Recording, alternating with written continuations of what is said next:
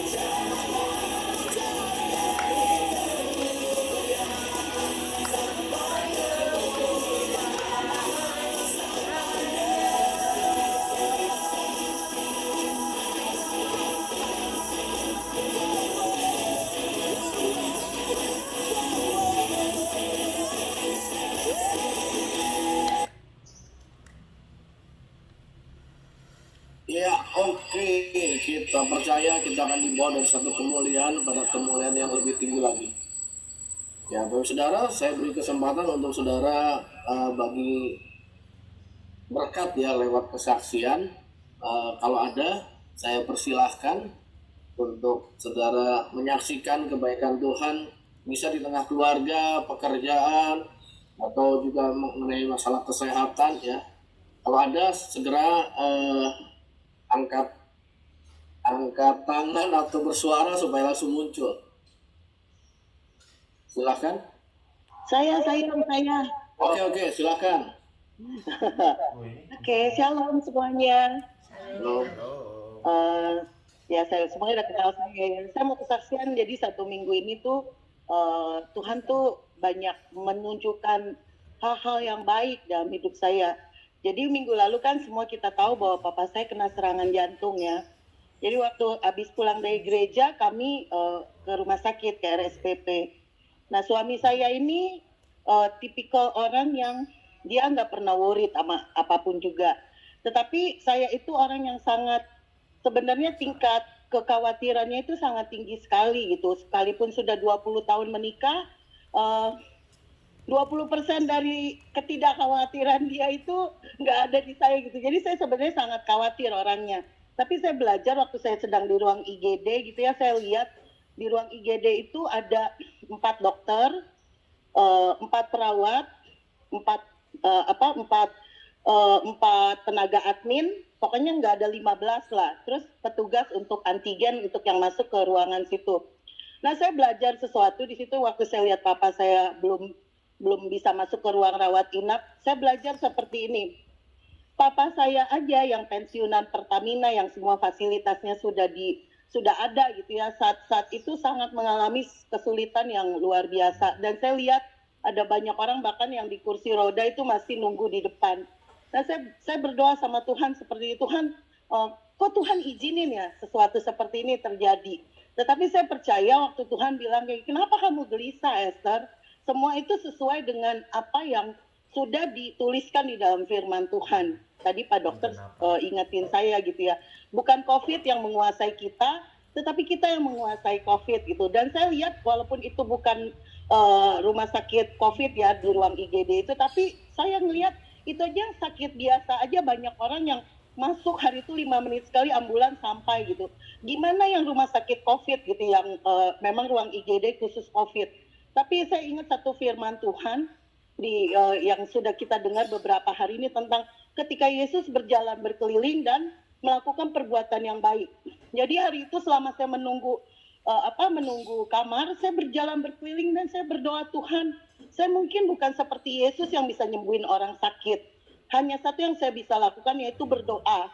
Saya berdoa gitu. Saya pernah 5 tahun mama saya waktu cancer, saya sering bolak-balik di rumah sakit dan saya selalu berdoa gitu di rumah sakit untuk melepaskan kuasa kesembuhan. Dan saya belajar gitu waktu kemarin, oh ya ini waktunya mungkin saya bukan seperti Yesus yang datengin orang, kamu sembuh, kamu diampuni. Tetapi hari itu saya belajar sampai 1 minggu ini, saya mau berjalan berkeliling Tuhan melakukan perbuatan baik, yaitu lewat berdoa, melepaskan perkataan positif, melepaskan kata-kata kesembuhan. Amen. Itu yang saya lakukan. Saya mau melakukan apa yang Tuhan firmankan. Nah, Bapak Ibu Saudara, kesaksian saya seperti ini. 2 hari setelah itu, papa saya pulang ke rumah dan dia sehat sekali gitu ya. Dan dia juga bahkan ada yang biasa ngurus dia itu sakit, dia juga bantu justru ngurusin lagi. Dan saya bilang seperti ini, kalau kita sudah menerima perbuatan yang baik, mari kita sama-sama mengembalikan perbuatan-perbuatan baik itu kepada orang di sekeliling kita. Mungkin kita nggak bisa kasih duit banyak, tapi kita bisa berikan doa, kita bisa berikan kata-kata motivasi, kita bisa menyebarkan aura yang positif di tengah aura yang saat-saat ini sangat mencekam. Itu aja yang Tuhan katakan kepada saya dan semoga ini bisa menjadi kesaksian buat yang lain. Percayalah, kalau kita sudah lakukan tadi yang Pak Dokter bilang ya, melakukan prokes, kita sudah disiplin. Saya juga belajar dari suami saya, istirahat yang cukup. Percayalah bahwa kita pasti dijaga Tuhan karena kedisiplinan kita pertama. Tetapi juga sekalipun mungkin kita tidak sangat terbatas dalam segala hal, tapi tetap percaya bahwa Tuhan itu perisai dan perlindungan kita. Terima kasih, Tuhan Yesus memberkati. Oke, ya. Jadi saudara tetap sukacita. Memang kalau dibilang nggak punya khawatir, ya setiap orang pasti punya kekhawatiran ya. Cuma kan yang menguasai pikiran kita itu yang paling penting ya, apakah rasa khawatirnya atau keyakinannya. Ya Yesus itu bisa tidur tenang di perahu ketika ada badai karena dia tahu yang mengontrol segala sesuatu bukan keadaan, tapi Allah yang menciptakan langit bumi yang mengontrol segala sesuatu. Jadi ya waktu minggu lalu memang habis pulang dari RSPP jam 9 malam saya ditelepon ibu saya udah drop dan harus dibawa ke rumah sakit. Saya bilang saya masih di RSPP nih. Abang saya sendiri akhirnya telepon ponakan saya masih dari Karawaci. Saya kejar naik mobil dari ya Blok M RSPP antar istri dulu sama anak ke rumah. Langsung saya kejar. Ternyata semua rumah sakit penuh ya. Columbia, Omni, daerah Jakarta Timur semua penuh. Keliling jam setengah 11 abang saya keliling rumah sakit nggak ada tempat. Nah ada rumah sakit kecil Mediros tapi memang ya deket rumah ya maaf aja abal-abal gitu ya, nggak dihandle, dibiarin gitu aja di IGD gitu kan. Perawat cuma satu, dokter satu, nangannya satu rumah sakit yang jaga. Waduh, udah jam 11 malam ibu saya dalam masuk itu diinfus aja enggak. Saya tanya kan ini nggak ada penanganan, yang ditunggu dulu pak. Iya. Udah saya bilang sama bangsa udah bawa pulang aja, kita rawat aja di rumah lah. Lihat si mama masih tahan mah, udah pulang aja kita. Jadi pulang aja bawa ke rumah ya sama abang saya, ibu saya. Padahal kita berharap paling nggak ditangani, dikasih infus kayak udah nggak bisa makan, nggak bisa minum, udah dalam musim bukan main ya. Saya bawa pulang ke rumah jam setengah 12. Kayaknya lewat aplikasi saya cari rumah sakit yang kosong, memang ada. Tapi ibu saya udah nggak tahan. Ya, saya kasih minum madu aja sama minum yang banyak. Mama masih kuat nggak? Masih. Ya kita berdoa aja, didoain. Udah saya tidur aja Leo. Saya bilang abang saya udah pagi-pagi aja kita mau ke rumah sakit lah. Percuma nanti kita di IGD ngantri panjang-panjang malah lebih ngedrop, di rumah masih lebih tenang. Ya. Didoain, tidur. Pagi-pagi ya abang saya satu lagi pulang dari Gorontalo, dia bukan dokter tapi udah kayak dokter dia. Semua perlengkapan lengkap. Ya dirawat. Ya puji Tuhan sekarang udah sehat ya. Kemarin hari Kamis ulang tahun ke yang 81. Jadi saya bilang mah itu umur panjang Tuhan kasih, artinya masih diberi kesempatan melayani ya. Jadi sekali lagi saudaraku, umur ini bukan kita yang kendalikan ya. Ada orang pengen panjang umur ternyata dipanggil Tuhan. Ada orang yang pengen mati nggak mati-mati ya. Ibu saya pernah cerita sampai ketawa-ketawa, Leo saya pernah layanin orang mau bunuh diri 4 kali nggak mati-mati katanya. Minum baygon udah mau mati, ada yang nemuin dibawa ke rumah sakit hidup. Gantung diri putus talinya ya, potong urat nadinya, dipikir udah mati. Ada yang nyelamatin 4 kali mau bunuh diri nggak mati-mati ya. Ibu saya bilang ini, udah kamu jangan mau mati, kamu nggak dikasih mati ya, masih panjang waktu kamu, bertobat aja ya, dilayani ya. Jadi sekali lagi saudaraku, kalau kita masih hidup sehat hari ini itu anugerah Tuhan, bersukacitalah ya, dan nggak perlu kita jadi panik atau khawatir ya. Kita harus semangat, antusias ya, menyebarkan mengimpartasikan kebaikan kasih Tuhan. Oke ya, kita masuk ke lagu 3. Setelah itu masih saya kasih kembali satu lagi sebelum kita doa dan firman Tuhan. Oke Mas Eka, silakan lagu ketiganya kita menyanyi sama-sama.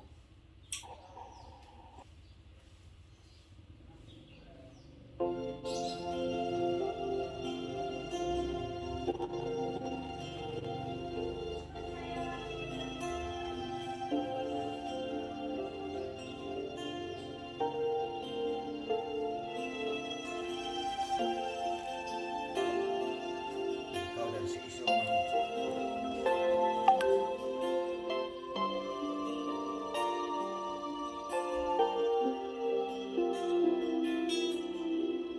Allah yang setia, Bapa yang mulia, kasih-Mu besar Tuhan.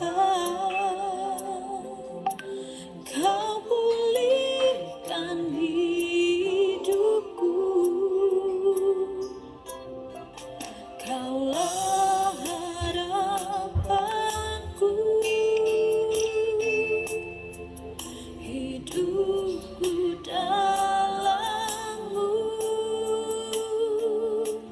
Terima kasih Tuhan, Kau selamatkan hidupku. Dengan apakah ku balas segala kebaikanmu? Segenap hatiku menyembahmu Yesus, ku bersyukur padamu selamanya.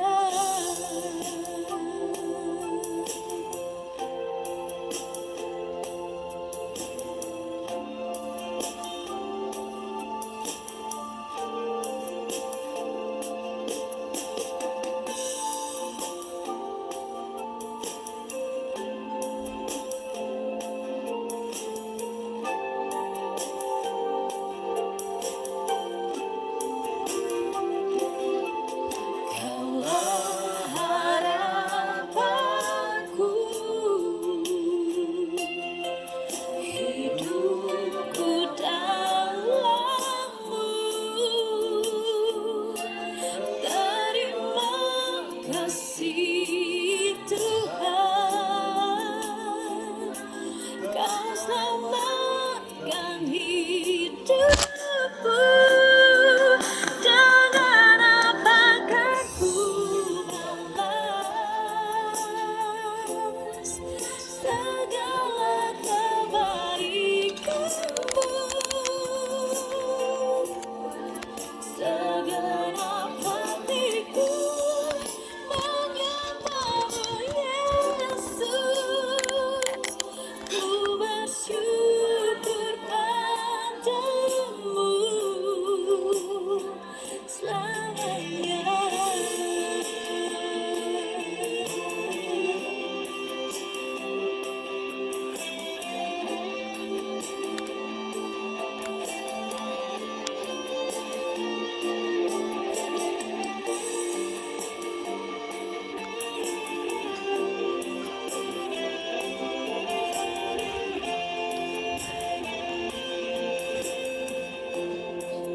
Dengan apakah ku balas segala kebaikanmu? Segenap hatiku menyembahmu Yesus, ku bersyukur padamu. Dengan apakah ku balas segala kebaikanmu? Segenap hatiku menyembahmu Yesus, ku bersyukur padamu selamanya.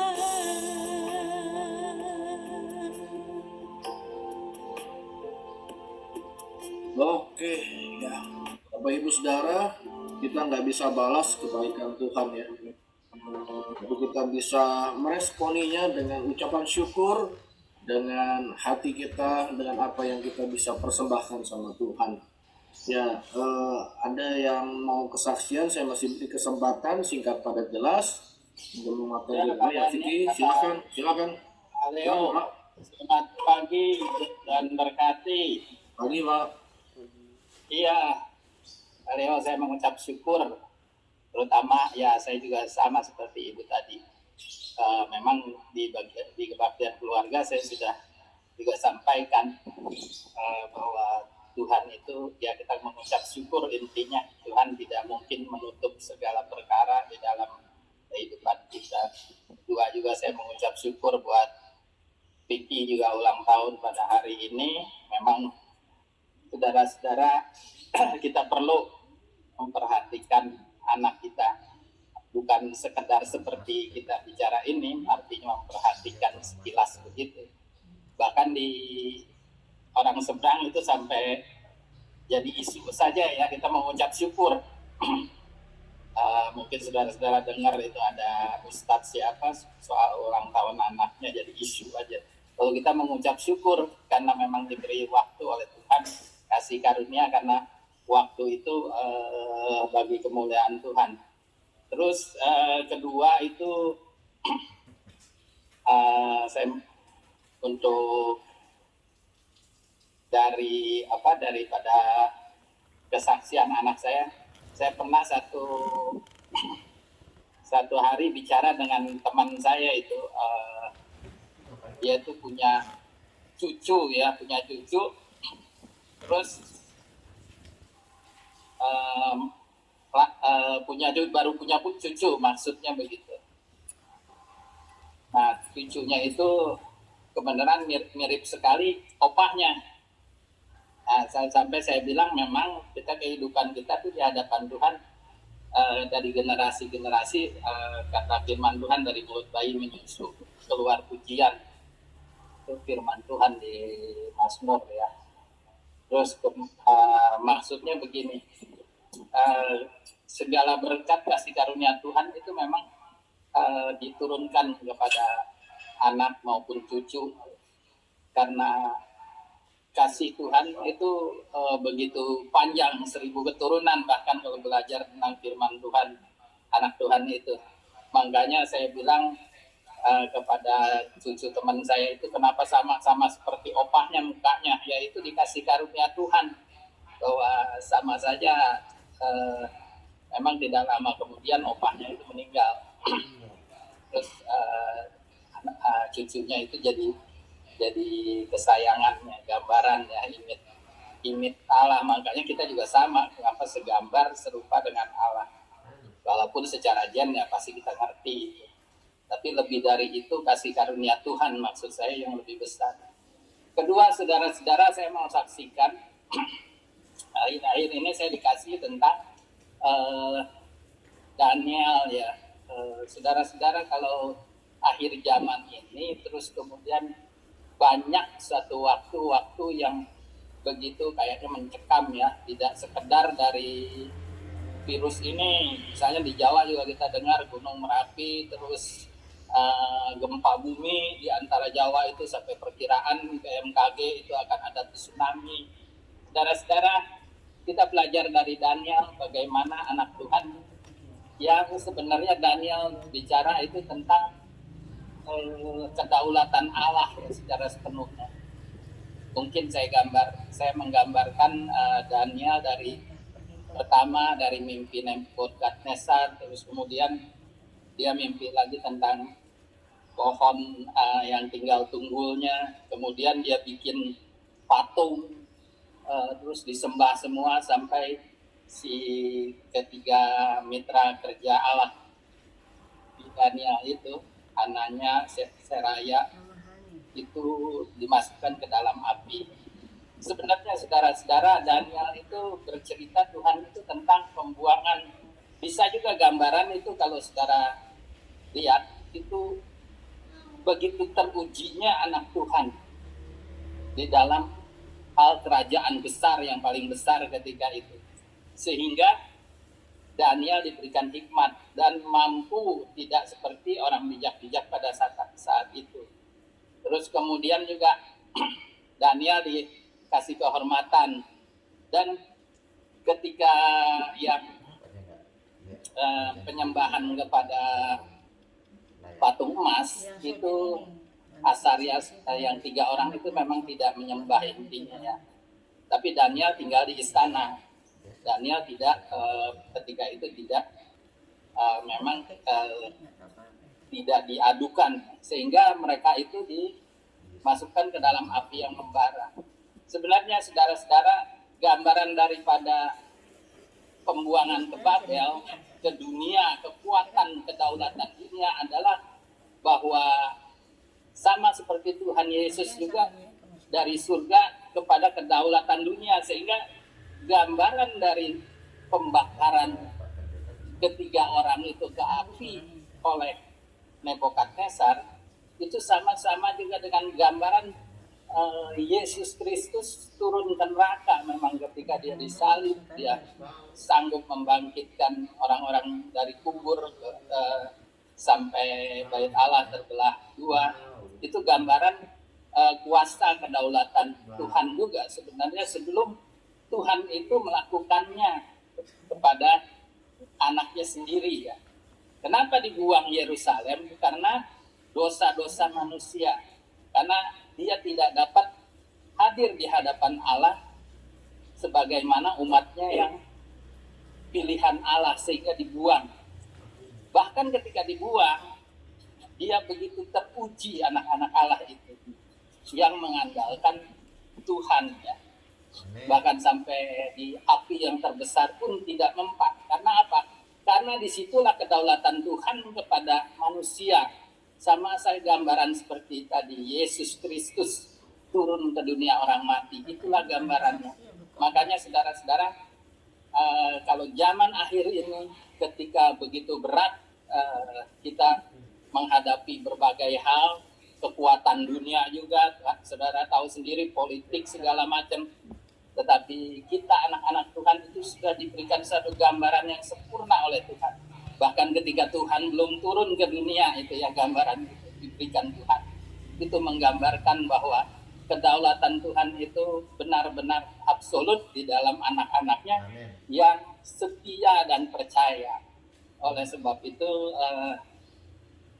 saya mau sampaikan tentang kesaksian tentang Daniel itu. Untuk akhir-akhir zaman ini memang kita perlu banyak belajar dari Daniel, Asaria, Hananya, yang ketiganya dipakai Tuhan. Bahkan gambaran sekarang hamba-hamba Tuhan juga menggambarkan tentang, ada cerita Daniel tentang ya mungkin saya sampaikan hanya ketika dia turun kepada pembakaran itu ya, saat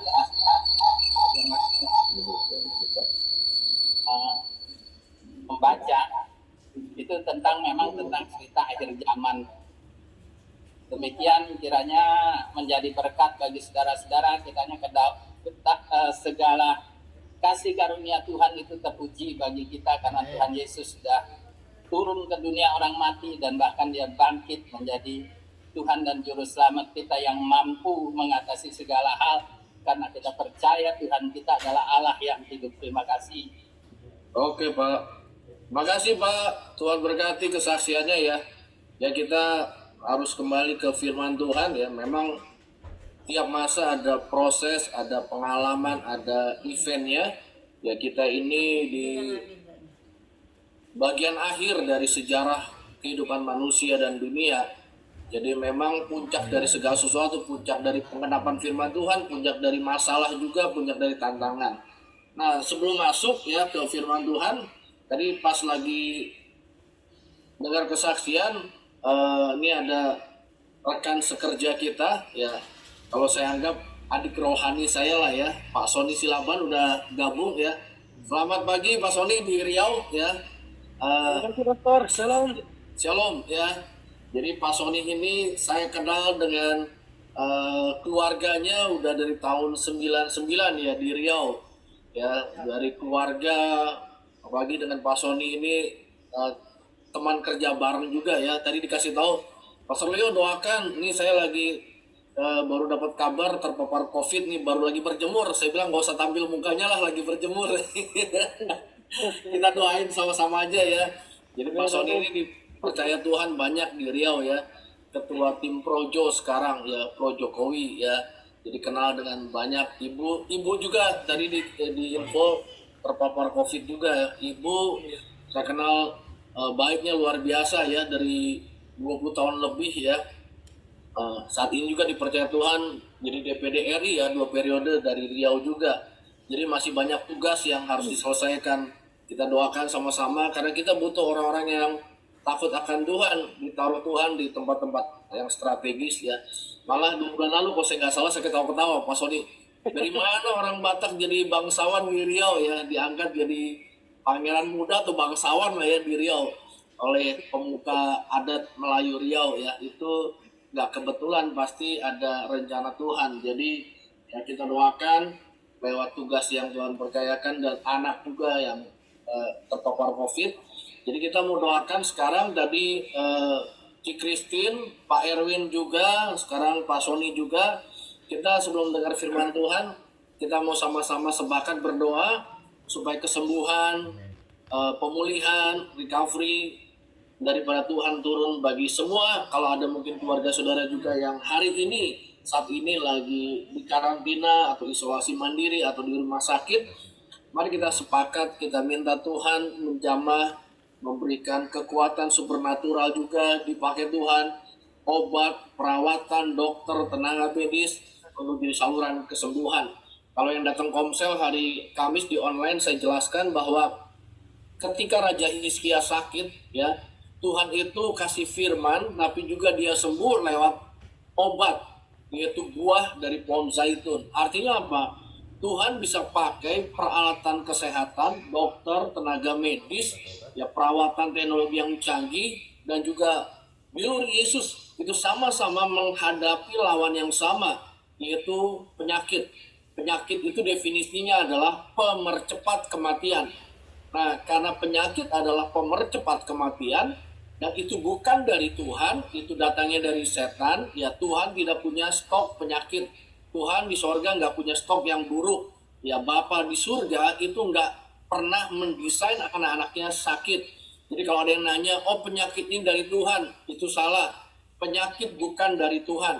Penyakit itu muncul, yang menyebar, masuk dalam hidup manusia karena manusia berontak kepada firman Tuhan karena dosa, sehingga itu jadi pintu untuk masuk. Dan kita semua sudah jatuh dalam dosa.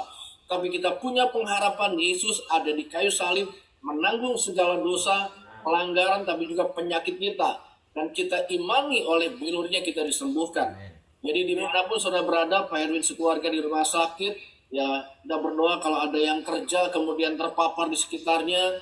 Dan yang hari ini juga Pak Sony dan keluarga di Riau, kita sama-sama berdoa, Tuhan campur tangan. Mari sepakat, kita satu dalam doa.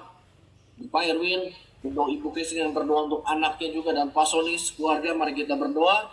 Tuhan yang baik, kami datang bersama-sama pagi hari ini. Kami sungguh-sungguh percaya bahwa firman Tuhan tidak pernah berubah dulu, sekarang, dan selamanya. Kami lepaskan berkat kesembuhan, kami lepaskan berkat kesehatan ilahi daripada Tuhan untuk hamba-hambamu Tuhan yang hari ini mungkin telah divonis terpapar COVID Tuhan, atau apapun penyakitnya, di dalam nama Tuhan Yesus, Tuhan penyembuh, kami berdoa Tuhan menjamah di tempat mereka berada dalam nama Yesus. Tuhan, kami percaya ada kekuatan supernatural, ada sukacita, damai sejahtera. Kami hancurkan semua kekhawatiran, ketakutan, intimidasi dalam nama Yesus. Itu tidak berasal dari Tuhan. Bahkan penyakit bukan datang dari Allah Bapa, bukan berasal dari sorga. Kami hancurkan kuasanya dalam nama Yesus. Kami percaya Roh-Mu yang kudus itu menguasai hidup kami. Tubuh kami adalah bait Allah yang hidup. Kami berhak hidup sehat karena kami punya tugas untuk melakukan kehendak Bapa di muka bumi ini. Kami lepaskan kuasa-Mu bekerja untuk Pak Erwin sekeluarga di rumah sakit dalam nama Yesus. Tuhan, pemulihan terjadi, kesembuhan terjadi, kekuatan supernatural, berkati dokter, perawat, tenaga medis, obat-obatan, semua yang dikonsumsi jadi saluran kesembuhan dalam nama Yesus. Saya berdoa untuk pohon doa dari Ci Christine juga, Tuhan jamah, pulihkan Tuhan. Kalau anaknya Tuhan bekerja dan ada banyak orang sekitarnya, Tuhan tutup bungkus kuasa darah Yesus. Saya berdoa saat ini untuk Pak Sony dengan ibu kekasih kami dan anak-anak dan semua keluarga besar yang ada di Riau, Tuhan. Tuhan jamah, Tuhan sembuhkan, pulihkan dalam nama Yesus. Kami berkatakan ada berkat Tuhan yang mengalir. Mereka akan melakukan tugas pekerjaan Tuhan lewat profesi panggilan mereka, Tuhan. Di tengah-tengah masyarakat Tuhan yang tidak mengenal Tuhan, ada kemuliaan Tuhan yang bekerja, yang nyata. Kami perkatakan berkat di dalam nama Yesus. Jadilah sembuh sesuai dengan iman kami, terjadilah ada percepatan kesembuhan. Terima kasih Bapa, kami ucapkan berkat-Mu di dalam nama Yesus. Dan semua kita yang sepakat katakan amin. Amin. Ya, dimana Bapak Saudara yang tadi didoakan ataupun mungkin tidak keluarga, Ya, Pak Arifin itu jadi contoh yang luar biasa ya, di usia tuanya padahal komorbidnya banyak, tapi cuma 4 hari setelah dicek dan bisa pulang ya. Itu artinya apa? Ada campur tangan sorgawi juga yang bisa Tuhan kerjakan, baik lewat perawatan, isolasi mandiri, tapi juga lewat kuasa Tuhan yang supernatural. Tuhan memberkati. Kita akan dengar firman Tuhan. Ya, kalau Pak Sony masih bisa join, silahkan join. Silahkan Pak Franklin, selamat pagi. Ya, saya perkenalkan sedikit ya. Ini teman lama saya ya, udah lebih dari 20 tahun kenal dengan beliau ini ya. Dan juga kalau Bapak Saudara akrab dengan Coach Stephen ya, ini abangnya ya, mirip lah ya. Ada pewahyuan yang Tuhan sudah taruh dalam Pak Franklin bagi hari yang siap untuk dibagikan. Silakan, Tuhan memberkati. Ya, selamat pagi, saudara yang terkasih. Semua bisa dengar suara saya ya? Yes, amin. Ya, oke. Amin. Ya, selamat pagi, shalom semua. Dan saya senang sekali pagi ini kita bisa bertemu, walaupun lewat Zoom ya. Tadinya saya berpikir kita bisa bertemu secara nyata di dunia nyata, tapi ternyata belum bisa.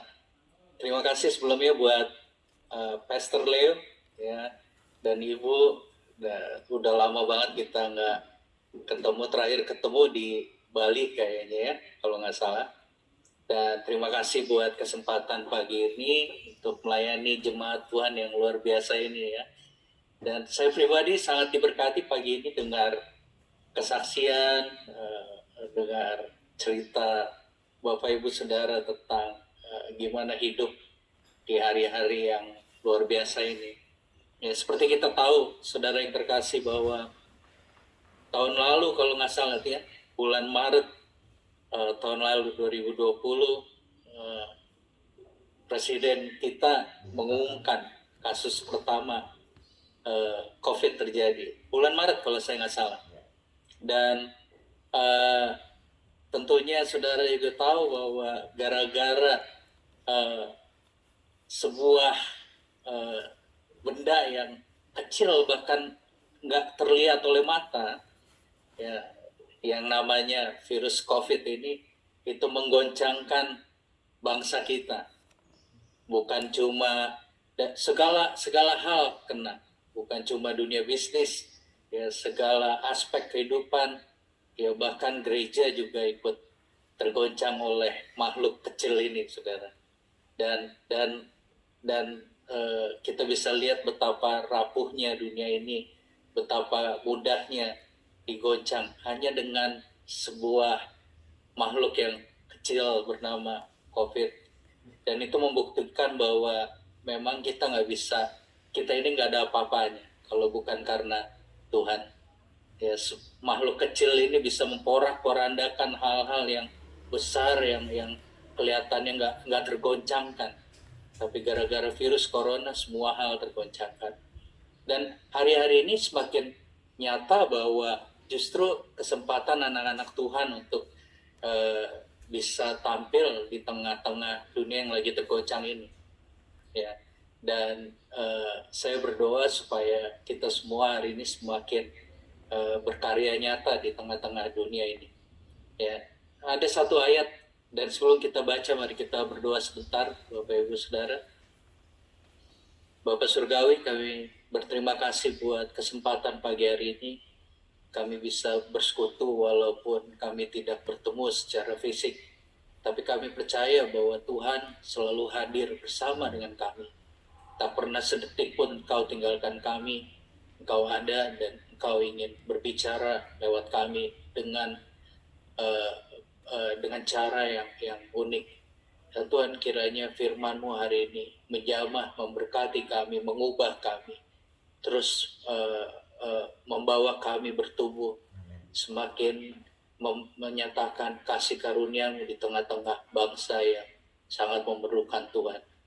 Terima kasih Tuhan, berbicaralah Tuhan urapi hamba-Mu, anak-Mu sungguh tidak bisa apa-apa tanpa Engkau sendiri Roh Kudus mengambil alih sepenuhnya. Semua adalah milik-Mu, kemuliaan buat nama.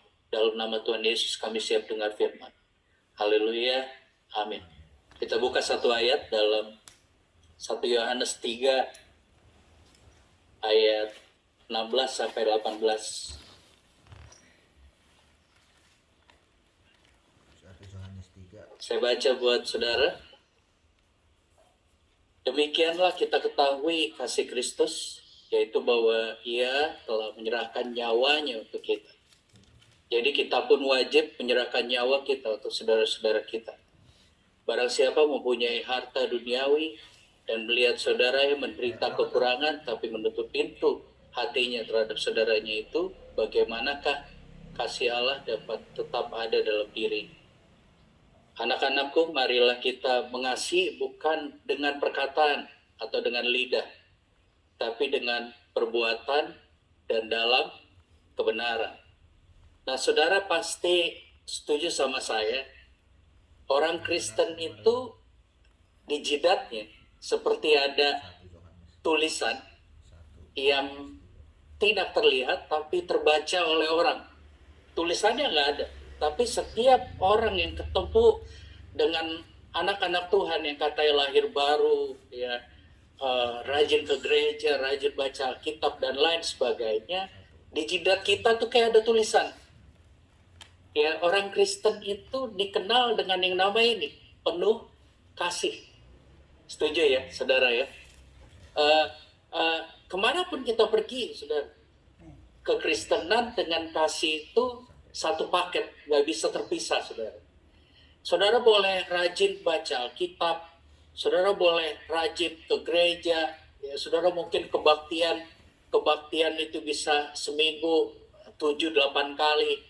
Hari Minggu dulu sebelum COVID mungkin ada kebaktian 1 dia hadir, kebaktian 2 dia hadir, kebaktian 3 dia hadir, hari Senin ada pertemuan pengerja dia hadir, Selasa kebaktian wanita dia hadir, kebaktian Rabu kebaktian pria dia hadir juga. Ya, kalau waria ngadain kebaktian juga mungkin dia ada di situ. Ya, pokoknya rajin banget ke gereja. Ya, tapi kalau saudara ada di tengah dunia ini, ya, seberapa seringnya saudara ke gereja, seberapa seringnya saudara baca Alkitab, tapi saudara hidup tanpa kasih, orang-orang di luar sana yang melihat kita, mereka selalu akan ngomong gini, katanya orang Kristen, tapi kok ngomongnya sampah kayak gitu sih? Katanya orang Kristen, ya, tapi kok nggak ada kasih? Paling gampang saudara dengan asisten rumah tangga yang bekerja di rumah kita, saudara, mereka yang paling bisa ngelihat betapa Tuhan itu hidup dalam rumah tangga kita. Mereka bukan lihat dari berapa sering kita baca Alkitab di rumah, berapa lama kita berdoa, berapa keras kita menyanyi, tapi sebuah kata ini, saudara, mereka lihat dari sebuah hal yang sederhana, namanya kasih. Kasih itu Alkitab bilang, kalau kita baca di ayat ini, ayat ini bilang, marilah kita mengasihi bukan hanya dengan perkataan atau dengan lidah, tapi dengan perbuatan dan dalam kebenaran. Karena kasih itu bukan kata-katanya, kasih itu bukan perkataan lidahnya atau bahasanya. Karena saudara boleh ngomong, I love you, wa'aini ilibidi, ya, aku sayang sama kamu, lautanku seberagi, nerakaku masuki, dan lain sebagainya, ya. Tapi kalau itu hanya kata-kata, itu namanya gombal, saudara. Setuju ya? Dan wanita pasti setuju sama saya. Sering jadi PHP sama kata-kata ini, ya. Saudara, karena kasih, Alkitab bilang kasih itu bukan hanya kata-kata. Kasih itu bisa dilihat, kasih itu bisa dirasa, bukan dengan kata-kata, tapi dengan perbuatan dan dalam kebenaran. Dan saudara yang terkasih, hari-hari ini dunia membutuhkan bukan kata-kata. Sekali lagi, dunia nggak butuh kata-kata kita. Karena saya udah aduh, berapa teman saya berpulang dengan cepat seperti tadi Pastor Leo bilang, ya. Mereka yang mau umurnya panjang malah dipanggil cepat. Mereka yang kita supain umurnya cepat malah nggak cepat-cepat gitu loh. Ya, ada orang-orang yang begitu baik tapi dipanggil Tuhan dengan cepat, dan saya ketemu dengan orang-orang yang ditinggalkan ini. Saudara, nggak ada kata-kata yang bisa obati mereka. Ya, susah sekali ngomong sama, khususnya di masa COVID ini, korban yang ditinggalkan keluarganya dan lain sebagainya. Tapi Alkitab bilang, kasih itu bisa dirasa dengan yang namanya perbuatan dan dalam kebenaran. Nah, ini yang kita mau belajar hari ini, membangun lewat kasih, membangun dunia ini yang lagi tawar, yang lagi gelap ini lewat perbuatan kita dalam kasih. Kalau saudara perhatiin, Bapak Ibu perhatiin keluarga zaman dulu, ya beda dengan keluarga hari ini. Ya. Kalau generasi opa saya gitu, ya generasi orang-orang yang umur pernikahannya udah puluhan tahun, mereka zaman dulu mereka bisa merayakan, masih banyak yang kita lihat merayakan pernikahan perak, ya. Pernikahan berapa tuh? 25 tahun, ya. Pernikahan emas, pernikahan 50 tahun. Ya. Kalau 75 tahun apa? Kawin mustahil namanya. Ya, belum. Tapi mereka bisa nikmati pernikahan langgeng banget. Tapi hari ini kalau kita lihat di dunia ini, mereka pernikahan, aduh gampang banget retak, gampang banget. Saudara tahu, apalagi di dunia artis, saudara lihat ya, waktu pacaran, waktu pernikahan dibuat gede-gedean, ya sampai ngarang lagu dan lain sebagainya, tapi belum sampai setahun, belum sampai 2 tahun, belum sampai 5 tahun retak berantakan. Padahal kalau kita perhatiin secara kata-kata, aduh romantis banget pasangan muda sekarang, bahkan belum menikah aja udah ada panggilan tertentu buat pasangannya, bener nggak? Sayang, baby, kitty, ya apalagi my piggy, ya dan lain sebagainya, ya penuh dengan kata-kata manis, penuh dengan kata-kata sayang, tapi keluarga dengan gampang hancur. Kenapa? Karena nggak ada kasih dalam perbuatan. Tapi beda dengan generasi opa-opa saya dulu. Kalau saya perhatikan secara kata-kata, kayaknya nggak ada sayang-sayangnya. Benar nggak? Nggak ada tuh romantis opa sama oma saya, honey, sini sayang, aduk-aduk. Nggak ada. Secara kata-kata kayaknya sadis banget kalau manggil pasangannya. Sini kau, bikin teh dan lain sebagainya. Ya, tapi unik sekali, walaupun secara kata-kata kayaknya nggak ada sayang-sayangnya, tapi ketika mereka ucapkan janji nikah till death do us part, ya sampai maut memisahkan kita, itu terjadi, saudara. Mereka setia sampai pasangan, sampai akhir hidup dan lain sebagainya. Kenapa bisa terjadi? Ini saya pelajari, mereka nggak hanya dengan kata-kata mengasihi pasangannya, tapi mereka mengasihi dengan perbuatan, dengan hidupnya, memberi hidupnya. Mereka mengasihi bukan hanya dengan kata-kata, tapi mereka mengasihi dengan perbuatan. Nah, itu sebabnya saya mau ajak pagi ini kita belajar dari satu pribadi yang paling keren kalau soal kasih, yaitu Tuhan Yesus. Saya ajak kita baca satu ayat lagi dalam Lukas pasal 19, dan saya yakin saudara udah tahu ayat ini, pernah baca ayat ini, ya. Lukas 19, kisah tentang Lazarus, tentu saudara tahu, tentang Sakeus. Saya akan baca buat saudara ayat 1 sambil saya cerita ayat ini.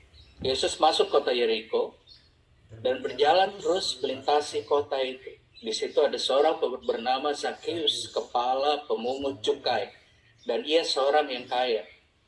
Ia berusaha melihat orang apakah Yesus itu, tapi ia tidak berhasil karena orang banyak, sebab badannya pendek. Maka berlarilah ia mendahului orang banyak lalu memanjat pohon ara untuk melihat Yesus yang akan lewat situ. Ketika Yesus sampai ke tempat itu, ia melihat ke atas dan berkata, Sakeus, segeralah turun, sebab hari ini, perhatikan, hari ini aku harus menumpang di rumahmu. Nah, ada yang unik, saudara, di ayat ini. Satu kali Yesus masuk ke kota Yeriko, dan uniknya di ayat ini, ketika dia masuk kota ini, dia nggak berhenti. Dia jalan terus, ayat ini bilang, perhatikan, dia jalan terus, dan dia baru berhenti ketika ketemu satu orang bernama Sakeus. Dan Bapak Ibu Saudara, Sakeus ini bukan pendeta terkenal zaman itu. Sakeus ini bukan imam besar di kota itu. Sakeus ini bukan pelayan Tuhan, bukan tokoh rohani, bukan orang baik, ya bukan orang suci. Siapa Sakeus ini? Sakeus ini ayat ini bilang dia kepala pemungut cukai. Perampok berdasar. Dia bukan cuma pemungut cukai, dia bosnya pemungut cukai. Dan saudara tahu di zaman Yesus hidup ada satu profesi yang paling disebelin banyak orang. Ini profesi ini kalau ada hari ini, dia yang paling disumpahin banyak orang kena COVID. Ya, cepetan deh kena COVID nih orang. Ya nggak butuh waktu lama, cepetan mati deh pokoknya kalau perlu. Ya namanya pemungut cukai. Ya, kenapa dia disebelin? Karena dia kerjanya memungut pajak, ya, memungut uang yang bukan jadi haknya. Dan Sakeus ini bukan cuma pemungut cukai, dia bosnya pemungut cukai. Kalau pemungut cukai aja disumpahin cepat mati, apalagi bosnya. Ya setuju ya? Aduh, nih orang paling disebelin di kota ini. Orang yang nggak ada yang suka sama Sakeus. Buktinya apa? Ketika Sakeus ini berusaha untuk lihat Tuhan Yesus, ya karena dia bertubuh kecil, berbadan pendek, nggak ada satupun orang yang membantu dia. Kasihan Sakeus, sini saya gendong kamu supaya kamu ketemu Tuhan. Ya bahkan nggak ada orang yang mau tolong dia ketemu Tuhan, saudara. Ya benar ya, nggak ada, sehingga dia harus berusaha manjat pohon supaya hanya ini tujuannya, supaya dia bisa melihat seperti apa Yesus yang diomongin banyak orang. Semua orang di kota itu sebel sama dia, semua orang nggak ada yang suka sama dia. Tapi hari itu, saudara, Yesus ketika masuk kota itu dia berjalan terus. Ini yang menarik waktu saya baca ayat ini, Yesus berjalan terus dan dia baru berhenti ketika ketemu dengan satu orang bernama Sakeus, kepala pemungut cukai. Dan uniknya ketika Yesus ayat 5 berkata, Sakeus turun sebab hari ini saya harus menumpang di rumahmu. Saya harus mampir di rumahmu, saya harus hadir di rumah kamu, Sakeus, orang berdosa, orang yang paling disumpahin cepat mati. Aku harus ada di rumahmu, kata Tuhan. Dan apa yang terjadi? Ayat 5, Sakeus segera turun, menerima Yesus dengan sukacita, dan perubahan terjadi. Saat itu juga, ya, Sakeus berdiri dan berkata, Tuhan, setengah dari milikku kuberi buat orang miskin. Dan kalau ada yang kuperas dari seseorang akan kukembalikan 4 kali lipat. Saudara pernah baca ayat ini dan merenungkan kenapa orang sebrengsek ini tiba-tiba bisa berubah drastis dari orang yang tadinya mengambil semua yang orang-orang lain punya menjadi miliknya. Tiba-tiba hari itu berubah drastis dan dia bilang, setengah dari milikku punya Tuhan, aku beri buat orang miskin. Kalau ada yang kuperas, kukembalikan 4 kali lipat. Saudara nggak pernah bertanyakan ayat ini? Atau biasa kalau di Cibur ya, di jemaat Pastor Leo itu, itu biasa Pak. Kita nggak kenal perpuluhan di sini, kita mainnya persetengahan. Setengah dari aset saya di Kelapa Gading, setengah dari aset saya di Cibubur, di Bogor, di Cikeas, di Sentul dan lain sebagainya itu punya gereja. Aku akan beri buat gereja. Mungkin di Cibubur biasa kali ya. Kalau di gereja saya nggak biasa soalnya. Ya, mungkin di jemaat saudara biasa dengar orang beri persembahan kepada orang lain setengah dari harta. Saudara ngerti, ngomong-ngomong, saudara ngerti gak setengah dari hartaku? Saudara ngerti kata setengah dari hartaku? Itu bukan setengah dari gaji loh, saudara. Itu bukan setengah dari hasil dia loh. Setengah dari hartaku, asetnya. Kalau zaman sekarang itu kayak ada konglomerat ngomong, ya setengah sahamku di Indosat, setengah sahamku di Agung Sedayu, setengah asetku di ini, setengahnya aku akan beri buat orang miskin. Kalau saya jadi orang miskin, ketemu orang yang kayak gitu, ya saya langsung amsyong. Tuh amsyong apa tuh bahasanya? Ya langsung, wah syok berat itu. Langsung mesti ke Pak Dokter tadi itu dicek, langsung kaget, jantung saya copot dan lain sebagainya. Ada orang kaya tiba-tiba ngomong setengah dari asetnya aku beri buat orang miskin. Nah, kalau yang ngomong ini orang yang baik, orang yang murah hati, mungkin biasa. Kalau yang ngomong ini seorang kayak tadi kesaksian Pak Dokter yang baik hati, yang begitu memberi hidupnya buat Tuhan, mungkin itu biasa. Tapi masalahnya yang ngomong ini pemungut cukai, Pak. Orang brengsek, bosnya pemungut cukai. Tiba-tiba nggak ada hujan, nggak ada angin, dia bilang, kuserahkan setengah dari hartaku buat orang miskin. Pertanyaannya begini, kesambet apa ini orang? Sampai tiba-tiba hidupnya berubah drastis seperti itu. Benar nggak? Kena roh apa ini orang tiba-tiba hidupnya dari yang begitu hancur tiba-tiba menjadi berkat buat orang lain. Apa yang Yesus lakukan?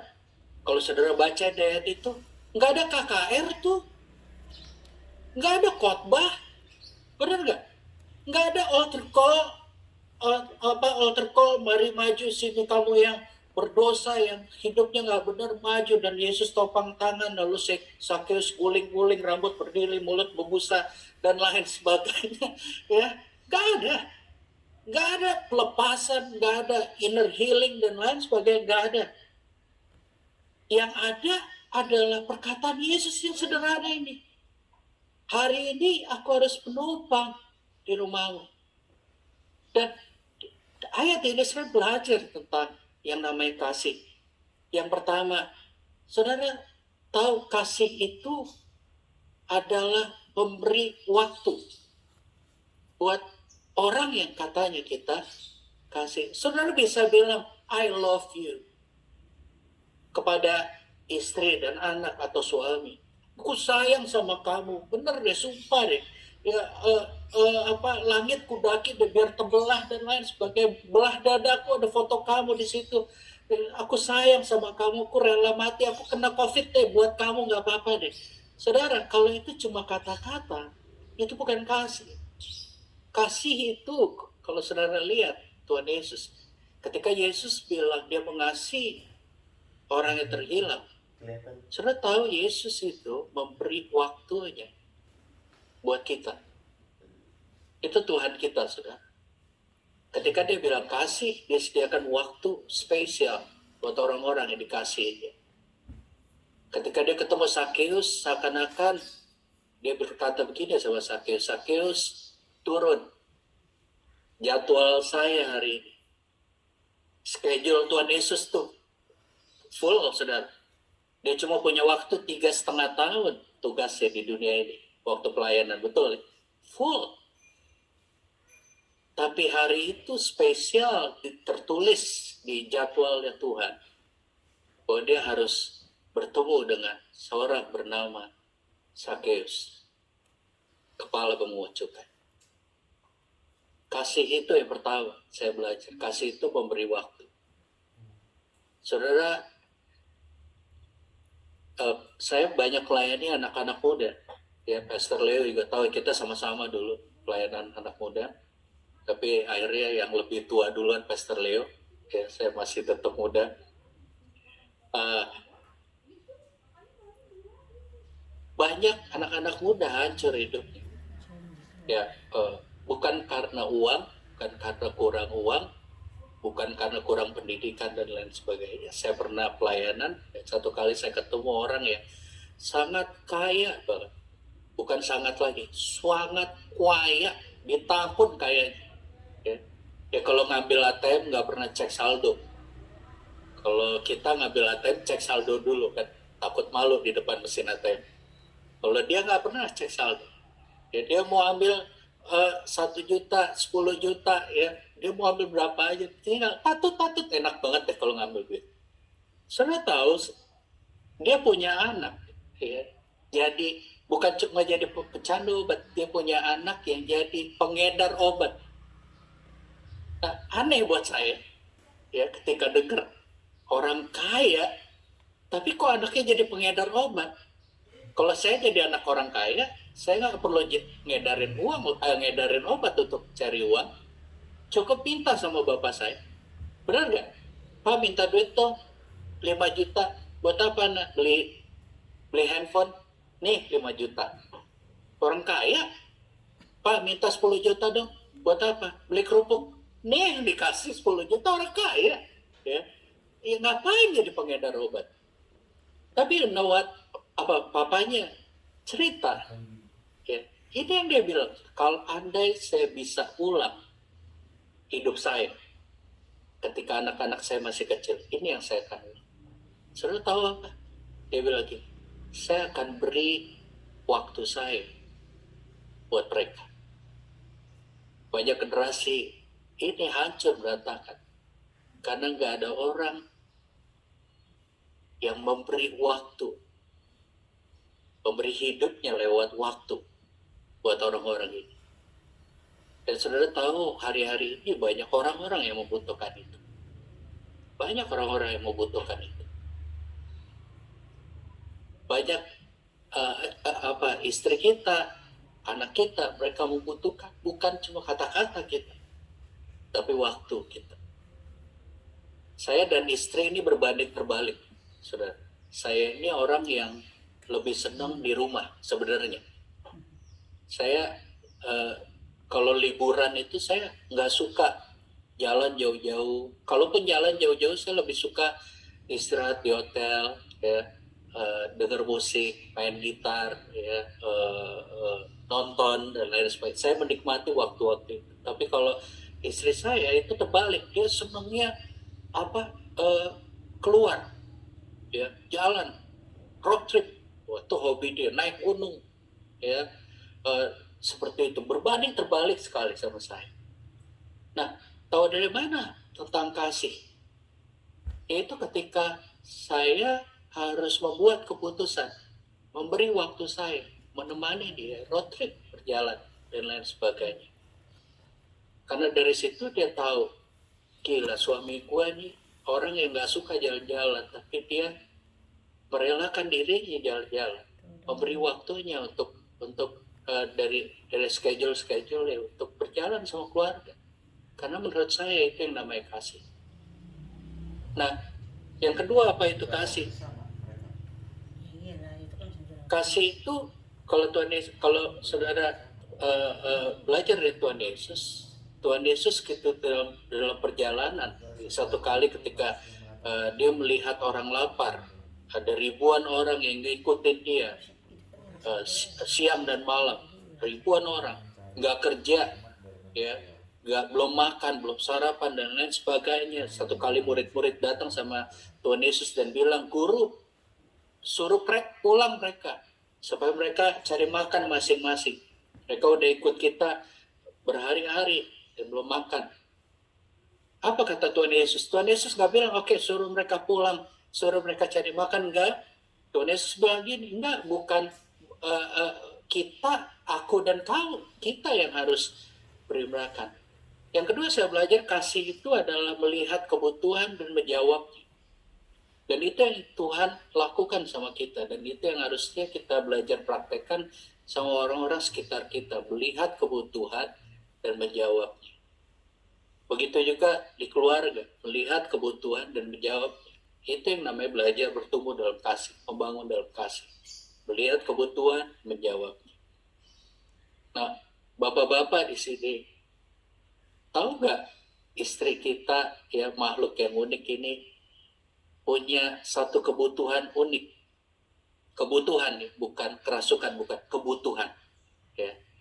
Wanita itu punya kebutuhan, salah satu kebutuhan yang bikin kita para pria agak capek deh ya, secara jiwa dan roh.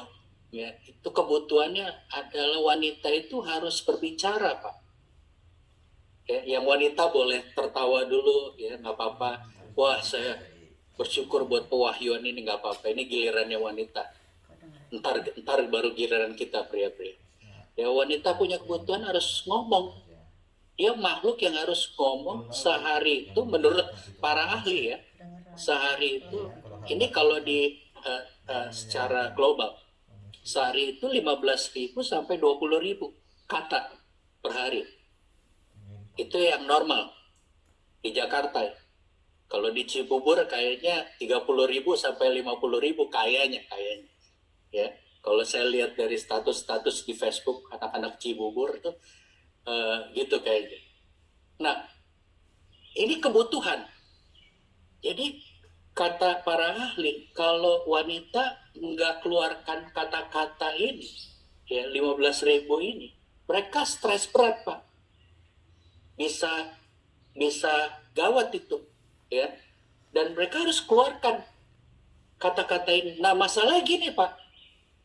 Untuk keluarin kata-kata ini, dia mesti ada teman.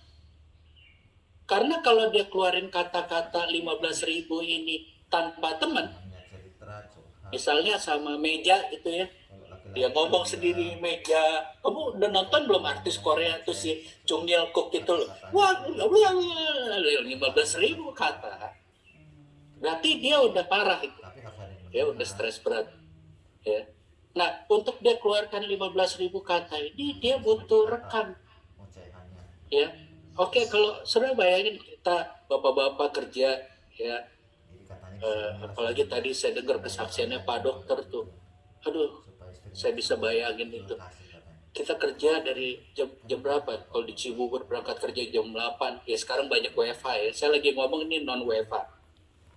Kita berangkat kalau saya dari BSD gitu masih ke Jakarta mungkin butuh 5:30 pagi saya jalan ya. Dan kita kerja pulang lagi jam 5 sore sampai rumah udah jam 8. Nah, wanita nggak ada temennya tuh untuk ngomong. Ya oke lah, dia keluar rumah ngobrol sama tetangga, apa kabar ya, semua baik-baik ya, mungkin 100 kata 200 kata, tapi ingat dia butuh 15.000 kata ya. Ribuan kata itu dia simpan ya. Dia ngomong 1-2 kata ke pembantunya, dia ngomong ke anaknya ya. Nah, yang terbesar porsi kata-katanya itu biasanya siapa? Suaminya. Dan suaminya pulang kerja dong, benar? Jam 8 sampai rumah ya. Istri udah sabut di pintu rumah. Suaminya pulang, taruh tas, dan mama mulai ngomong, halo papa, gimana kabar? Baru 4 kata. Masih ada berapa tuh? 14.000 sekian kata lagi di situ. Ya masih oke tuh, biasanya kita, bapak-bapak masih oke, kita mandi, kita makan, lalu kita duduk di meja makan, ya. Nasi di sendok dan lain sebagainya udah siap kita makan, dan peperangan rohani dimulai. Wanita itu suka nanya pertanyaan-pertanyaan yang nggak perlu dijawab. Ya, bapak-bapak bener nggak? Pertanyaan-pertanyaan yang nggak perlu dijawab. Ya misalnya dia tanya gini, Pak, dari kantor ya? Iya, dari kantor lah. Tadi di kantor ada telepon nggak? Loh, yang namanya kantor pasti ada telepon. Kalau papa petani baru nggak ada telepon. Ya, dan dia akan nanya lagi pertanyaan-pertanyaan yang sebenarnya nggak perlu. Ya, dia akan nanya lagi, dari siapa aja Pak yang nelfon tadi, ya, dan suaminya masih ya jawab dari Pak Hadi, dari Pak Vicky, dari Pak Leo telepon tadi, dan belum selesai istri akan nanya lagi, Pak Leo tadi ngomong apa aja. Ya, dan air mata mulai menetes dan sahabat cerita. Tapi Bapak-bapak dengar, itu kebutuhan. Kalau kita nggak lihat itu sebagai kebutuhan, maka kekerasan rumah tangga terjadi. Kita akan tengking itu istri, bijaksanalah di akhir zaman, dalam nama Yesus aku ikat bibirmu. Nggak, ya, rusak tuh keluarga. Kenapa? Karena kita nggak tahu bahwa itu kebutuhan. Kita ngelihatnya itu salib. Kita ngelihatnya itu, minta ampun ini istri gue kerasukan roh bawel banget. Ya, dalam nama Yesus aku ikat kamu roh bawel. Saudara tahu gak sih kalau kita tengking bawa-bawa roh bawel, roh cerewet, setan aja bingung, saudara. Setan akan bilang, emang ada roh bawel? Dan gue baru dengar, siapa itu roh bawel? Ya, kebutuhan. Kasih itu melihat dan menjawab kebutuhan. Yang wanita katakan amin. Sekarang gantian. Ibu-ibu, tahukah pria juga punya kebutuhan? Kebutuhannya, ini salah satunya. Ini saya bahas yang umum aja deh, nggak yang spesifik. Pria itu dari sananya, waktu kami diciptakan ya ibu-ibu, waktu kami diciptakan, silakan baca dalam kitab Kejadian. Tuhan bilang gini, segala sesuatunya baik, Tuhan bilang. Baik. Semua keren waktu diciptakan. Dan ibu-ibu, waktu itu kamu belum ada. Ya, waktu kita diciptakan, kita udah lihat yang keren-kren emang. Ya. Nah, ini joke, saya bercanda ya. Pria itu salah satu kebutuhannya emang dia senang lihat yang indah-indah, ya, yang cantik-cantik. Mohon maaf ibu-ibu, saya mesti jujur. Ya, mau serohani apapun, ya, kalau ada makhluk kuntilanak cakep gitu lewat, kita pasti ekor matanya ngikut. Ya, saya mesti jujur. Tapi problemnya bukan ngikutnya, seberapa kita harus kontrol pikiran kita. Tapi bukan itu. Yang saya mau bahas kebutuhan. Nah, ibu-ibu bayangin kita jalan dari jam 5:30 pagi itu kita jalan.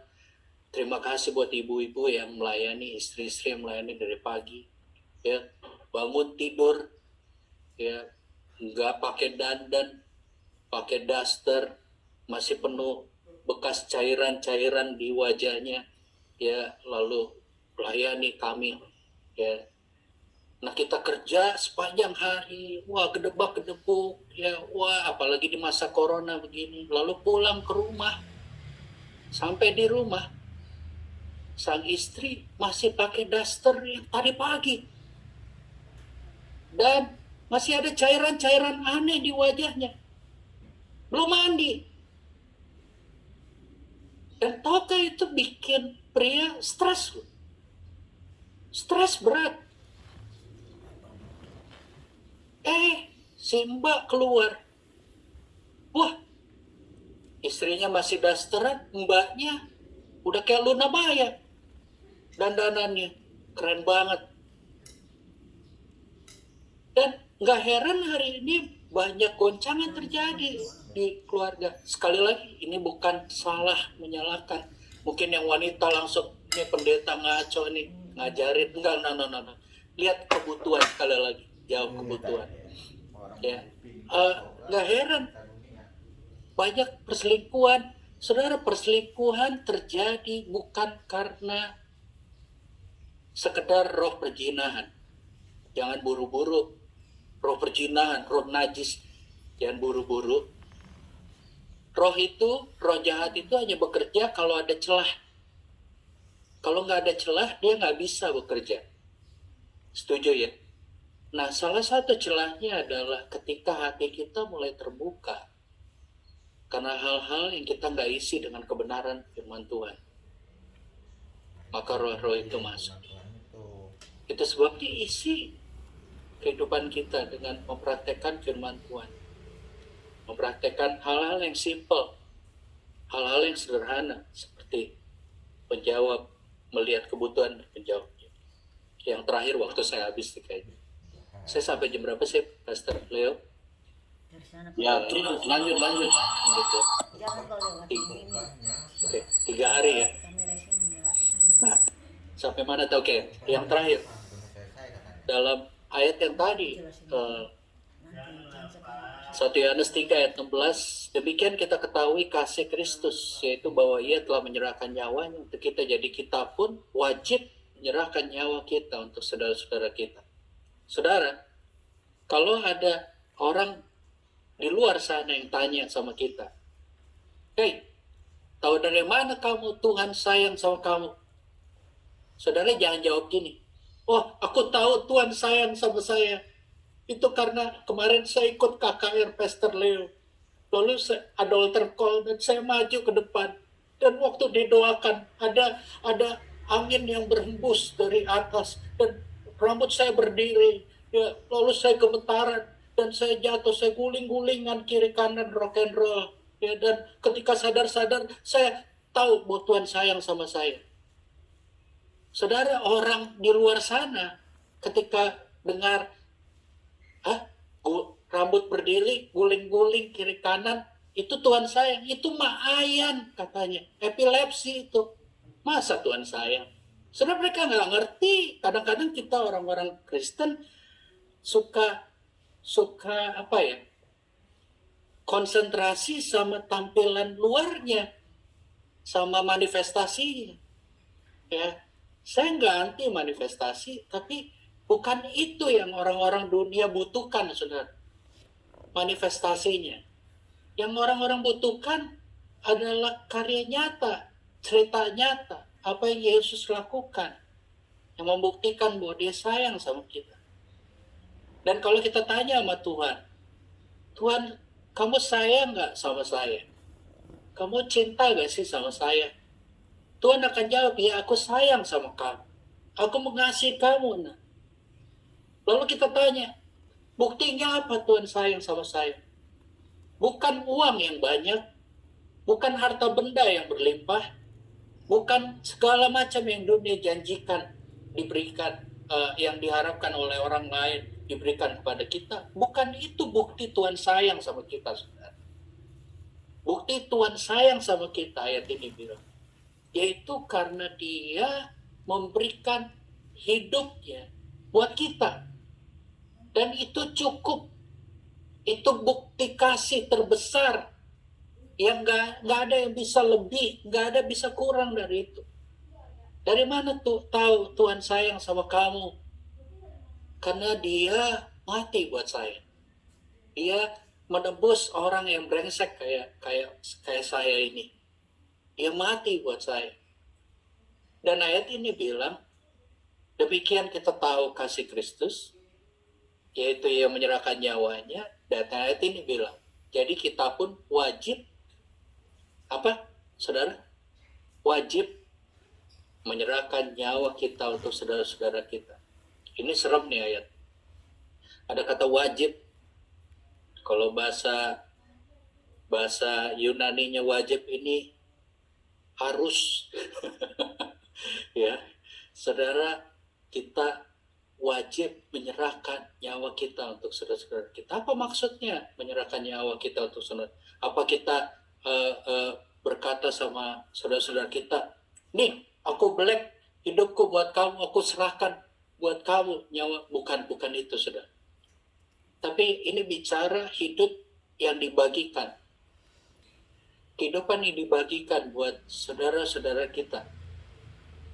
Buat sesama kita, kehidupan yang dibagikan.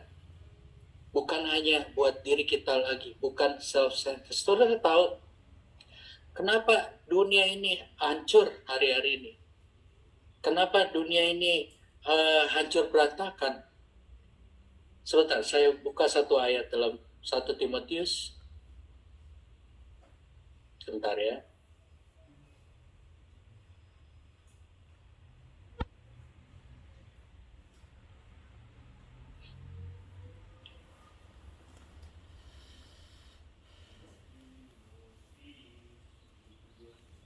Sebentar, ayatnya hilang.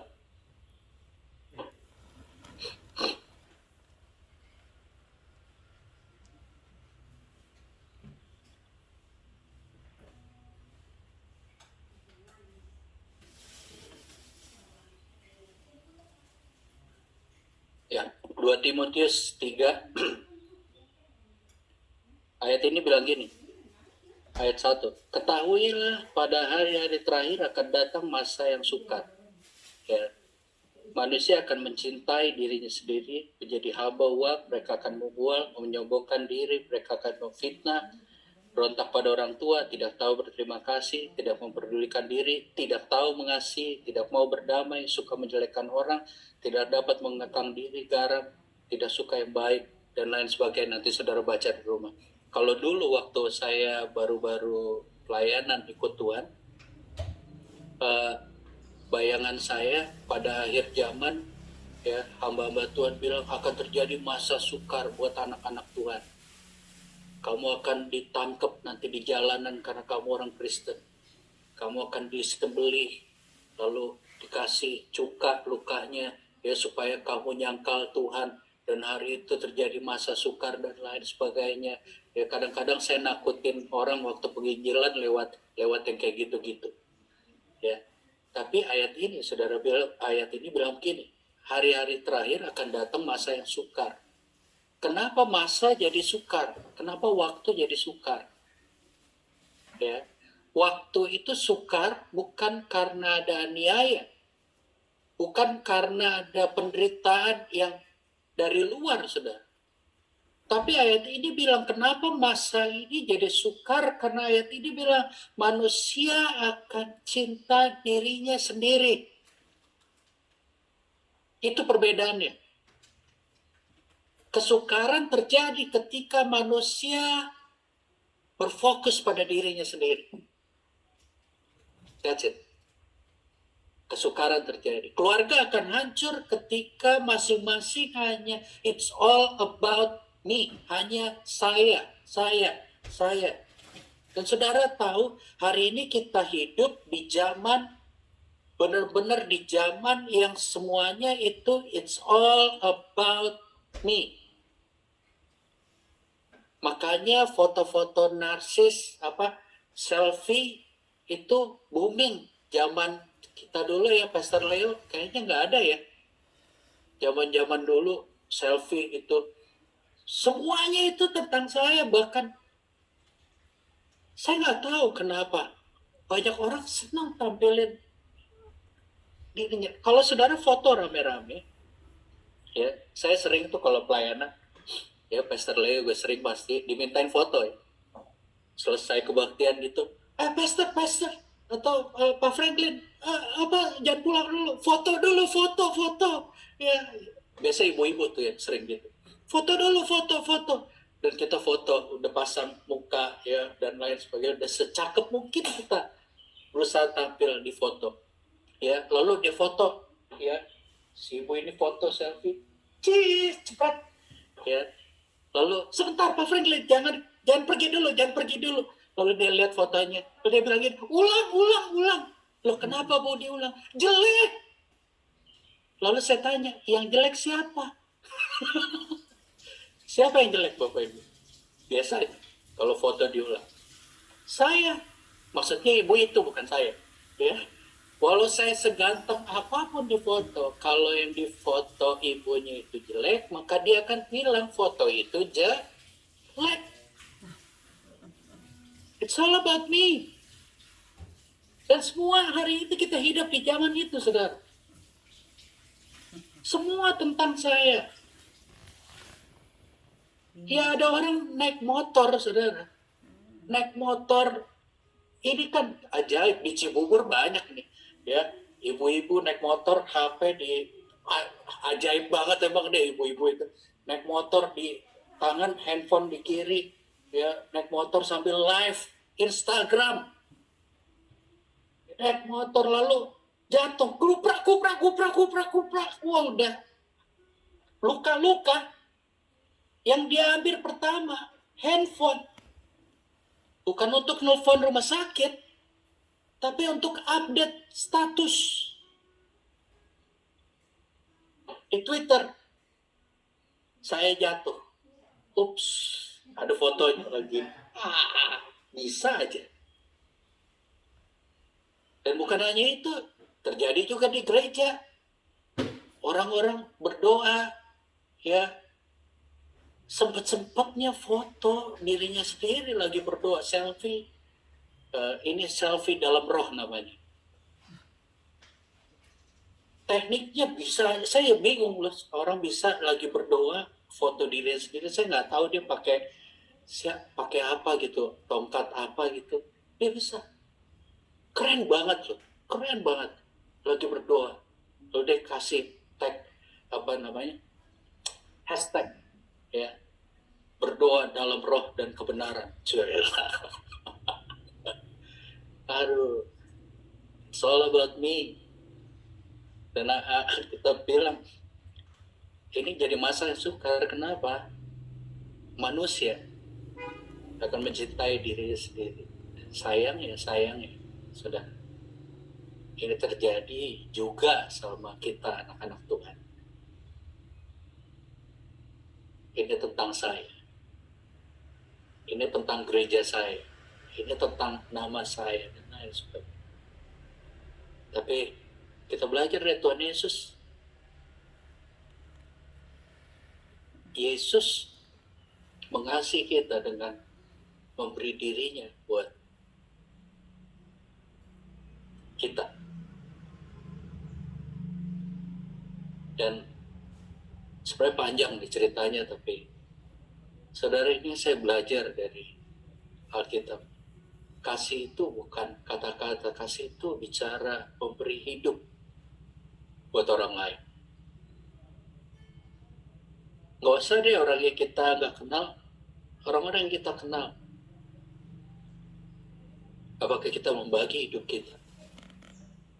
Saudara, nggak perlu khotbah untuk mengubah orang. Saudara tahu itu? Saudara nggak perlu jago khotbah untuk mengubah orang. Ada orang yang nggak bisa khotbah, dia coba-coba khotbah, orang bukannya berubah, malah tambah jauh gitu loh, tambah takut ikut Tuhan. Karena dia coba-coba khotbah. Tapi orang bisa berubah karena hidup yang dibagikan. Saya tutup dengan cerita ini, saudara. Ya, saudara udah kenal adik saya juga, hamba Tuhan, Stephen. Ya, saya, walaupun dia adik, saya belajar banget dari hidup dia. Ya, sekarang dia udah pergi ke daerah Halmahera dan tinggal sana. Tolong doakan. Nah, saya cerita,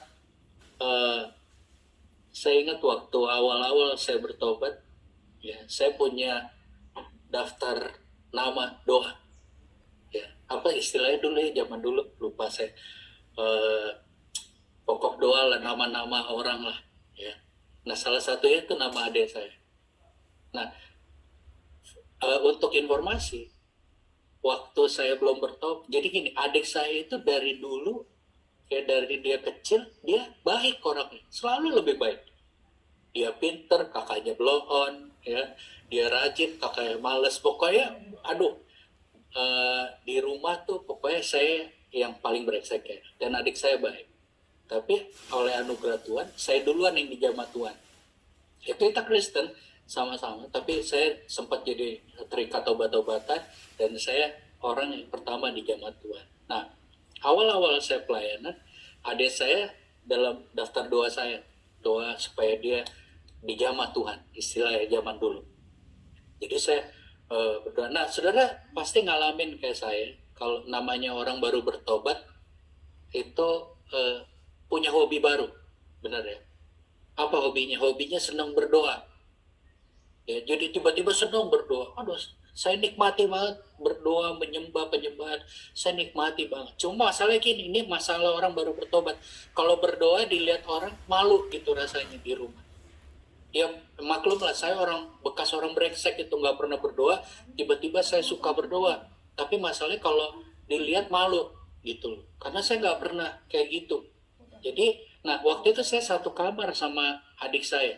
Jadi dia di lantai 2, saya di lantai bawah. Kasurnya tingkat bawah. Nah, gimana caranya supaya saya bisa berdoa setiap malam? Gak ada cara lain kecuali saya tunggu dia tidur. Jadi kalau saya ngintip ke atas gitu, dia udah meluk bantal guling, udah tidur, baru saya mulai berdoa. Dan setiap saya berdoa, saya selalu ada satu lagu favorit saya pasti nyanyikan ini. Karena saya nggak tahu banyak lagu waktu itu, saya cuma tahu lagu ini yang bisa ungkapkan lagu hati saya sama Tuhan. Jadi setiap saya berdoa dulu, saya nyanyi lagu ini sambil teteskan air mata. Lagunya gini. Bapa, terima kasih. Ya tahu lagu itu ya Bapak Ibu ya. Bapa, terima kasih. Ya, kalau saya nyanyi lagu itu saya bisa sambil nangis hancur hati. Ya saya tahu Bapak Ibu kalau dengar lagu itu orang Kristen kebanyakan kalau dengar lagu itu yang ngantuk langsung seger lagi tuh biasanya. Kenapa? Mau pulang artinya. Ya, mau pulang gereja. Ya, tapi walau lagu itu lagu akhir kebaktian, tapi buat saya itu ungkapan hati saya. Jadi saya setiap malam ketika adik saya tidur, saya pasti nyanyi lagu itu. Dan kalau saya udah nyanyi, pasti saya nangis. Karena saya orang yang hancur, lebur, brengsek banget. Saya ungkapkan terima kasih Bapak lewat lagu itu dan saya nangis. Dan saudara, nggak ada orang yang nyanyi sambil nangis, suaranya bagus. Nggak ada, pasti false. Pasti nyebelin. Gitu. Dan saya nyanyi. Tiap malam. Nah, satu kali, saya pikir dia udah tidur nih. Dan seperti biasa saya berdoa. Lalu setelah saya berdoa, terima kasih Tuhan buat malam ini saya mau bobo dalam nama Tuhan Yesus saya berdoa. Amin. Tiba-tiba saudara, dari atas tempat tidur nongol kepala. Gitu. Bukan kepala Tuhan, bukan. Kepala adik saya nongol ke bawah gitu. Dan dia langsung bilang, kamu ngapain sih tiap malam? Bapak terima kasih, Bapak terima kasih. Ngapain sih kamu? Nangis terus kayak gitu. Kamu kalau ada masalah, cerita sama papa mama. Ntar gila lo lama-lama, katanya gitu dia bilang. Wah, saya kaget banget gitu. Wah, ketahuan saya berdoa. Ya, rasa malu dan sebagainya. Lalu saya tanya sama dia, kamu mau tahu saya kenapa? Ya, kenapa sih? Kamu tiap malam kayak gitu, katanya. Lalu saya panggil dia, turun kamu, katanya. Dan dia turun ke bawah. Duduk di lantai sama-sama saya. Dan saudara, itu khotbah pertama saya. Khotbah pertama saya hari itu. Saya ngotbahin adik saya. 1 jam lebih saya khotbahin. Wah, kamu tahu firman Tuhan bilang. Dan saudara, namanya orang baru bertobat. Pasti khotbahnya ngaco. Udah pasti ngaco. Wah, khotbah panjang lebar 1 jam, saudara. Dan apa yang terjadi? Selesai khotbah, dia nangis, saudara. Wah, dia nangis dan malam itu dia terima Tuhan. Terima Tuhan Yesus. Kalau saudara jadi saya bangga gak? Bangga dong, ya kan? Saya skip ceritanya. Berapa tahun kemudian kita pelayanan bareng-bareng. Dia khotbah. Ya, kita pemimpinnya duduk depan dong. Ya, sambil dalam hati saya begini, cielah khotbah lu dia sekarang. Biasa Tuhan baik.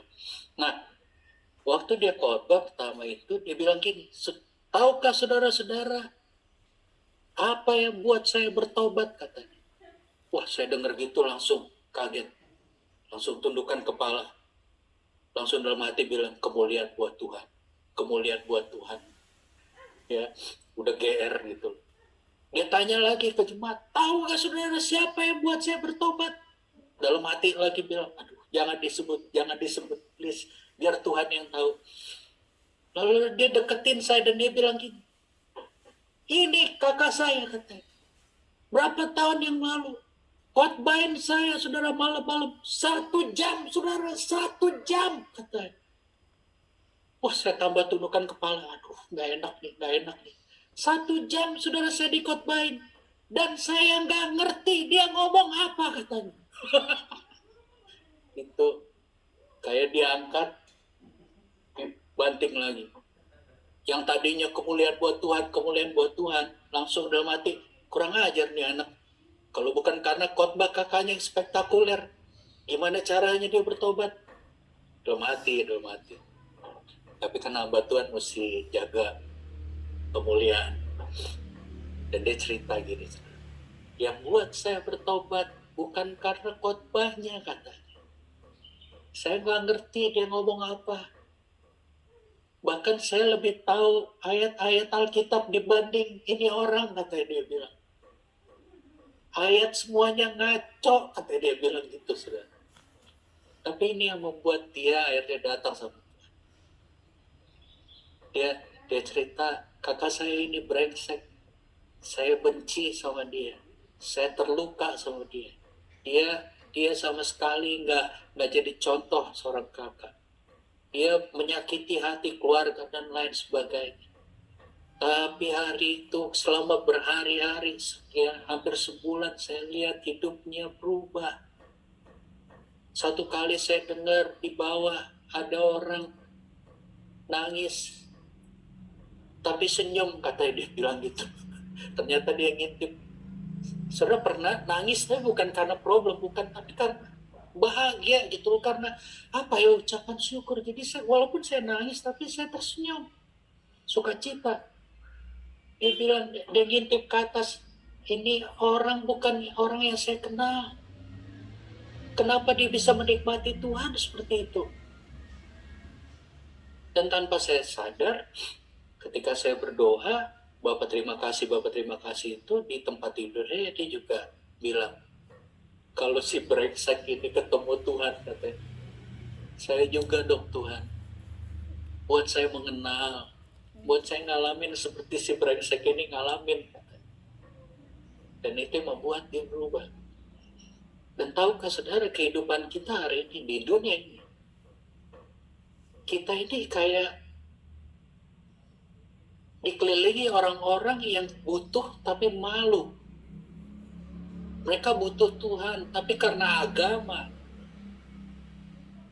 karena keadaan dunia ini yang seperti demikian rupa. Tadi Pastor Leo sudah bilang, iblis datang untuk membodoh dan membinasakan, dikuasai seperti itu. Dan mereka menantikan, Alkitab bilang, dunia itu menantikan saatnya anak-anak terang dinyatakan. Dan orangnya itu saudara dan saya, dimanapun saudara ada. Izinkan Tuhan memakai kita dengan cara yang unik.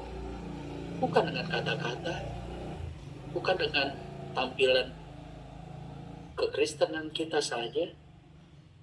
Kekristenan kita harusnya bukan hanya dilihat karena nama kita Matius, Markus, Lukas, Yohanes. Tapi kekristenan harusnya dilihat dari kasih Kristus yang keluar, yang dibagikan buat hidup kita.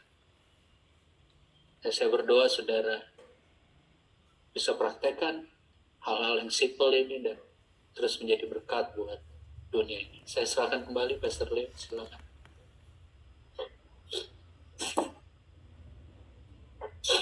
Ya, terima kasih untuk Pak Franklin, untuk firman Tuhan. Saya percaya semua kita sangat-sangat diberkati ya.